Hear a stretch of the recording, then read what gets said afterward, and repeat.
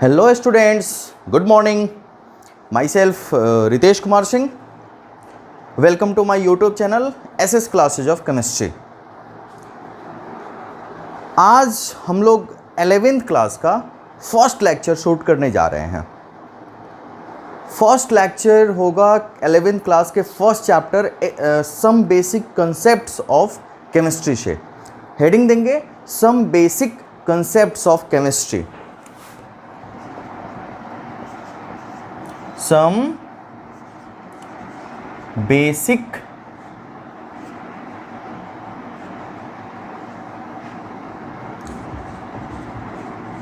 concepts of chemistry. Chapter को देखना, नाम से स्पष्ट है, some basic concepts of chemistry. मतलब इस चैप्टर में हम लोग केमिस्ट्री के कुछ बेसिक कंसेप्ट्स के बारे में पढ़ने वाले हैं. और वो बेसिक कंसेप्ट्स क्या क्या होंगे? सिंपली ये चैप्टर हम लोगों को केमिस्ट्री के डिफिनीशन से स्टार्ट करता है. तो बहुत ही ध्यान से पढ़िएगा, आप शुरू कीजिएगा. और आज से 11th क्लास का आप हर एक नोट्स बनाना शुरू कीजिए, पढ़ना शुरू कीजिए. देखिएगा केमिस्ट्री बहुत ही इंटरेस्टिंग है और बहुत ही मज़ा आने वाला हम लोग को. ओके, तो हम लोग स्टार्ट करते हैं. सबसे पहले कि केमिस्ट्री क्या होता है, what is the definition of chemistry. अब हम लोग केमिस्ट्री तो पढ़ रहे हैं भाई, लेकिन कोई पूछेगा व्हाट इज़ केमिस्ट्री, बताइए केमिस्ट्री क्या होता है. तो बहुत सारे स्टूडेंट अलग अलग डिफिनीशन देते हैं, है ना. It is the branch of science in which we study about chemical reactions, chemical equations, acid base and salt, metal non metal, element compound, है ना. लेकिन एक अच्छा सा सटीक डिफिनीशन हम लोग लेते हैं. What is chemistry. Chemistry is the branch of science. Chemistry is the branch of science in which we study about structure, composition, properties, uses of the matter, है ना. और वो सारे चेंजेस के बारे में पढ़ते हैं जो किसी मैटर के अंदर होता है. ओके, तो simply chemistry is the branch of science in which we study about structure, composition structure, composition, properties and uses of the matter. Okay, अब सवाल ये आता है कि मैटर क्या होता है. तो मैटर के बारे में आप लोगों को पता होगा. सिंपली बहुत ही आसान सा डिफिनेशन है, बच्चा भी बता देगा. What is matter? Anything that can occupy space and have mass is known as matter. Okay, next topic आता है क्लासिफिकेशन ऑफ मैटर. अब मैटर्स को जो है दो तरीके से क्लासीफाई किया गया है. पहला है फिजिकल क्लासिफिकेशन, फिजिकल क्लासिफिकेशन, और दूसरा केमिकल क्लासिफिकेशन. क्या डिफरेंस है भाई फिजिकल क्लासिफिकेशन और केमिकल क्लासिफिकेशन? केमिकल क्लासिफिकेशन तो इनको फिजिकल प्रॉपर्टीज़ के बेसिस पे और इनको केमिकल प्रॉपर्टीज़ के बेसिस पे बांटा गया है. फिजिकल क्लासिफिकेशन में हम लोग पढ़ेंगे simply solid, liquid and gas. और केमिकल क्लासिफिकेशन में हम लोग पढ़ेंगे प्योर सब्सटेंस, इम्प्योर सब्सटेंस, और उसके बाद में उसको फिर से हम लोग आगे बढ़ाएंगे. जैसे प्योर सब्सटेंस को फिर से एलिमेंट, कंपाउंड, एलिमेंट को मेटल, नॉन मेटल, मेटलॉइड. ये बेसिक सब चीज़ है. आप लोग एनसीईआरटी के बुक से पढ़ सकते हैं, या फिर 9th क्लास के बुक में भी 9th क्लास में भी आप लोगों ने पढ़ा होगा, उससे भी आप हेल्प ले सकते हैं. तो ये सिंपल सा छोटा छोटा टर्म है, इसको हम लोग स्किप करते हैं, आगे बढ़ते हैं. फर्स्ट टॉपिक स्टार्ट कर रहे हैं हम लोग, और वो है properties of matter. First topic properties of matter. तो देखना, प्रॉपर्टीज ऑफ मैटर, किसी भी सब्सटेंस की कुछ कैरेक्टरिस्टिक्स प्रॉपर्टी होती है ना. अब उस प्रॉपर्टीज़ को हम लोग दो भाग में बांटे हैं. कौन कौन? Any substance have characteristics properties and they are classified into 2 categories. और वो कैटेगरीज कौन कौन से हैं? तो पहला है फिजिकल प्रॉपर्टीज़. मतलब किसी सब्सटेंस के प्रॉपर्टी के बारे में आपसे पूछा जाए तो आपके दिमाग में क्या क्या आएगा, इसी के बारे में हम लोग पढ़ेंगे. पहले है फिजिकल प्रॉपर्टीज़ और सेकेंड है केमिकल प्रॉपर्टीज़. अब देखना ध्यान से, फिजिकल प्रॉपर्टीज़ और केमिकल प्रॉपर्टीज़ में क्या डिफरेंस है, क्या क्या पढ़ने वाले हैं हम लोग. तो वैसा प्रॉपर्टी, फिजिकल प्रॉपर्टीज का definition, the properties which can be observed और measured, the properties which can be observed और मेजर्ड विदाउट चेंजिंग आइडेंटिटी और कंपोजिशन ऑफ द मैटर। मतलब इसमें कोई चेंज नहीं कर रहे हैं इसके आइडेंटिटी में या फिर इसके कंपोजिशन में, बिना चेंज किए इसका मेजरमेंट या ऑब्जर्वेशन करते हैं, तो हम लोग उसको बोलते हैं फिजिकल प्रॉपर्टीज। और वहीं केमिकल प्रॉपर्टीज क्या होता है? The properties which can be measured और observed by changing the identity और composition of the matter is known as chemical properties. Chemical properties होने के लिए केमिकल चेंज होना जरूरी है। अगर केमिकल प्रॉपर्टीज का मेजरमेंट या फिर ऑब्जर्वेशन करना है तो उसमें केमिकल चेंज होता है, या फिर ये आप बोल दीजिए कि केमिकल रिएक्शंस, जितने भी केमिकल रिएक्शंस हैं वो सारे केमिकल प्रॉपर्टीज के अंदर ही आते हैं, है ना। बिना केमिकल रिएक्शंस के किसी केमिकल प्रॉपर्टीज का हम लोग मेजरमेंट या ऑब्जर्वेशन कर ही नहीं सकते हैं। तो फिर देखते हैं एग्जाम्पल्स क्या क्या है फिजिकल प्रॉपर्टीज और केमिकल प्रॉपर्टीज को के एग्जाम्पल्स में। जैसे आप कलर की बात करें, है ना, जैसे किसी भी सब्सटेंस का कलर, हाइड्रोजन ऑक्सीजन कलरलेस होता है ना, क्लोरीन ग्रीनिश येलो होता है, तो ये सारा कलर की बात कर रहे हैं आप, तो ये फिजिकल प्रॉपर्टीज के अंदर आता है। आप सब्सटेंस के मास की बात करें, आप सब्सटेंस के वॉल्यूम की बात करें, आप सब्सटेंस के डेंसिटी की बात करें, है ना, melting point, boiling point,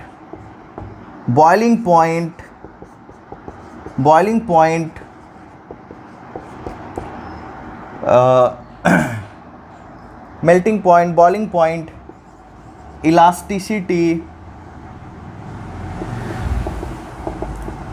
physics में जो जो टर्म हैं जैसे रेसिस्टेंस,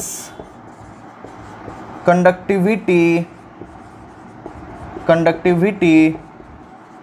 etc, ये सारे जो है ना, ये सब फिजिकल प्रॉपर्टीज़ के अंतर्गत आते हैं। मतलब इसके ऑब्जर्वेशन या फिर इसके मेजरमेंट के लिए हम लोगों को कंपोजिशन में, किसी भी मैटर के कंपोजिशन में चेंज करना नहीं पड़ेगा। लेकिन केमिकल प्रॉपर्टीज़ क्या होता है, इसका एग्जांपल क्या क्या है? तो इसके एग्जांपल हैं एसिडिटी, कोई एसिड है या बेस है कैसे पता करेंगे? तो केमिकल रिएक्शंस कराएंगे, मेटल के साथ एसिड का रिएक्शन कराएंगे तो हाइड्रोजन गैस रिलीज होता है ना। वैसे ही बेसिसिटी, ओके, टॉक्सिसिटी, कंबस्टिबिलिटी,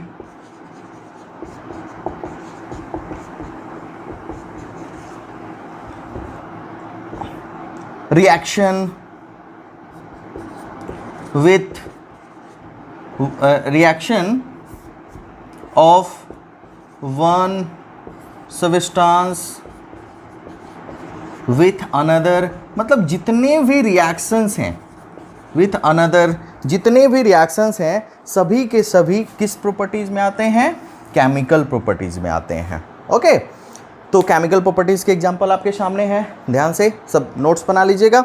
नेक्स्ट हम लोग आगे बढ़ते हैं और देखते हैं कि फिजिकल प्रॉपर्टीज़ को फिर से दो भागों में बांटा गया है। और वो दोनों कौन कौन है भाई?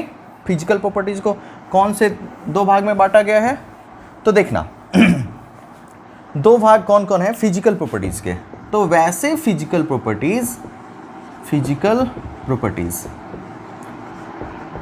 जो अमाउंट ऑफ सब्सटेंस पे डिपेंड कर रहे हो उसको हम लोग बोलेंगे एक्सटेंसिव प्रॉपर्टी, और जो अमाउंट ऑफ सब्सटेंस पे डिपेंड ना करे उसको बोल लेंगे इंटेंसिव प्रॉपर्टी, है ना।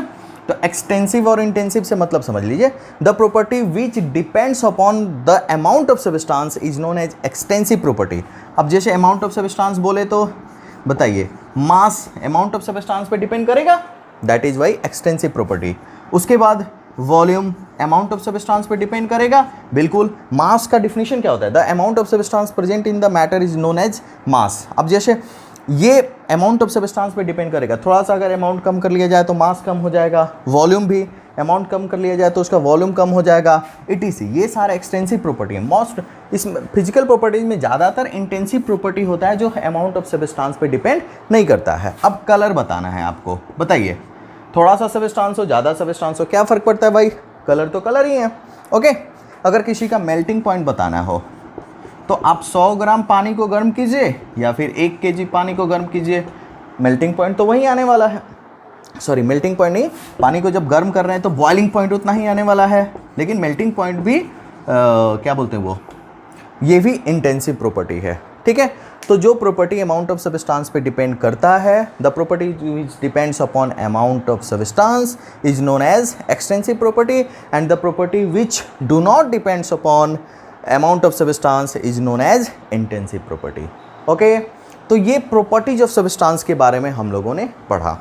अब ये है, आप देखिएगा कुछ फिजिकल प्रॉपर्टीज़ को अगर ध्यान से, तो इन सब को हम लोग फिजिकल क्वांटिटी भी बोलते हैं। अब इन फिजिकल क्वांटिटी का, इस फिजिकल क्वांटिटी का कुछ क्वांटिटिव मेजरमेंट होगा, है ना। क्यों, अब जैसे मास अगर बोले आपसे तो कैसे, क्या बोलेंगे आप, मास 2 केजी, 5 केजी, है ना। तो ये 2 केजी, 5 केजी ये सब है क्या, तो इसको हम लोग मेजरमेंट ऑफ मैटर के अंदर लेते हैं। तो हेडिंग दीजिएगा measurement of matter, measurement of matter. ठीक है, अब किसी भी फिजिकल क्वांटिटी को एक्सप्रेस करने का, expressing physical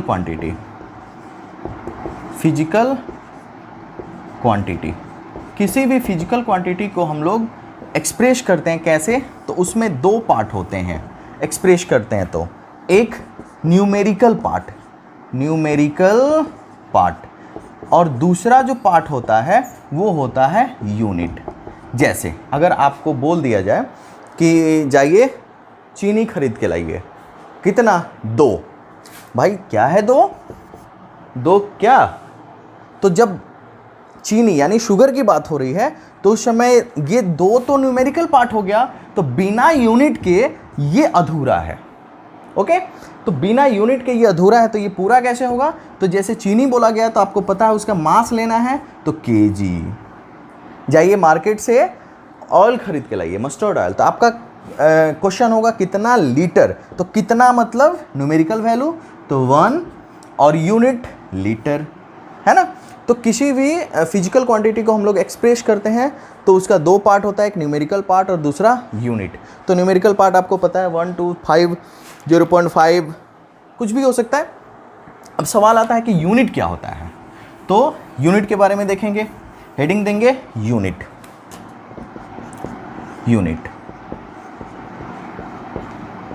the standard of reference chosen to measure any physical quantity, the standard of reference chosen to measure any physical quantity is known as unit. Okay, तो किसी भी फिजिकल क्वांटिटी को major करने के लिए जो स्टैंडर्ड रेफरेंस हम लोग लिए हैं उसको हम लोग बोले हैं यूनिट।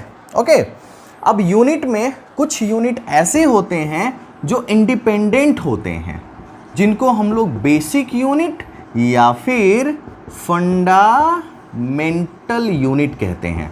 क्या हुआ भाई, क्या होगा बेसिक यूनिट या फंडामेंटल यूनिट, वैसा यूनिट जो इंडिपेंडेंट हो, किसी दूसरे के ऊपर डिपेंड ना करे, खुद का यूनिट हो, उसको बेसिक यूनिट या फिर फंडामेंटल यूनिट कहते हैं। और जो यूनिट किसी दूसरे से डेराइव करते हैं उसको हम लोग बोलते हैं डेराइव्ड यूनिट। छोटा सा एग्जांपल, जैसे अगर आप लेंथ की बात करें तो लेंथ का ऐसा यूनिट होता है मीटर, अभी ऐसा यूनिट के बारे में हम लोग पढ़ेंगे। लेंथ का ऐसा यूनिट क्या होता है, मीटर। और टाइम का ऐसा यूनिट क्या होता है, तो सेकेंड। टाइम का ऐसा यूनिट होता है सेकेंड। अब देखना, तो ये दोनों बेसिक या फिर फंडामेंटल यूनिट है, लेकिन डेराइव्ड यूनिट कौन है। अब आप बात कीजिए वेलोसिटी की, वेलोसिटी, तो वेलोसिटी इक्वल टू क्या होता है, डिस्प्लेसमेंट बाय टाइम, और डिस्प्लेसमेंट मतलब लेंथ और टाइम मतलब सेकेंड, तो मीटर बाई सेकेंड मतलब मीटर पर सेकेंड। क्या लिखेंगे हम लोग इसको, मीटर पर सेकेंड, और ये एक डेराइव्ड यूनिट है। ओके, तो बहुत सारा डेराइव्ड यूनिट है जिसके बारे में आप लोग पढ़ते हैं, आगे हम लोग भी देखेंगे। ओके, तो अब ये सवाल है कि हाँ, अभी हम लोगों, अब हम बोले कि लेंथ का ऐसा यूनिट तो अब सवाल है कि ये ऐसा यूनिट है क्या? तो देखना ध्यान से, हेडिंग देना SI unit, the international system of unit. ऐसा यूनिट का फुल फॉर्म होता है the international system of unit. भाई साहब देखना ध्यान से, the international system of unit आप बोल रहे हैं, इसके हिसाब से तो ये IS यूनिट होना चाहिए था, लेकिन फिर इसको हम लोग ऐसा यूनिट क्यों बोल रहे हैं? क्योंकि ऐसा यूनिट को इन फ्रेंच लैंग्वेज में लिया गया है क्या? ली सिस्टमी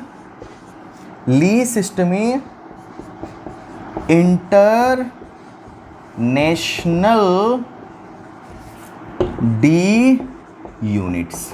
अब देखना, इसके हिसाब से SI यूनिट है। SI यूनिट को बहुत ज़्यादा पहले नहीं, हमारे आज़ादी के बाद एक्सेप्ट किया गया है। कब?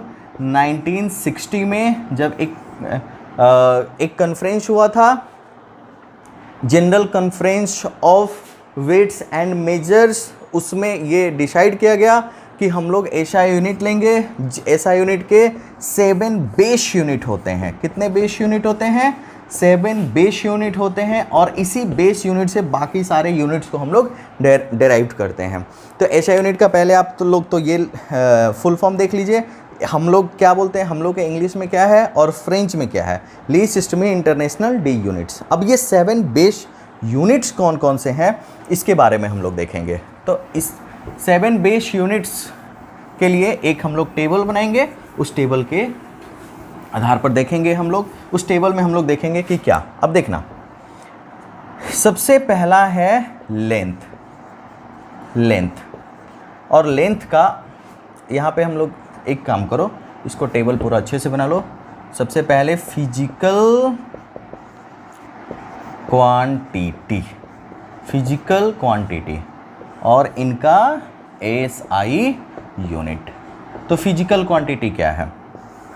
पहला 1 नंबर में लेंथ, और इसको हम लोग L से रिप्रेजेंट करते हैं। लेंथ को L से रिप्रेजेंट करेंगे, और इनका SI यूनिट होगा मीटर, और इसको स्मॉल m से हम लोग रिप्रेजेंट करेंगे। सेकेंड, लेंथ के बाद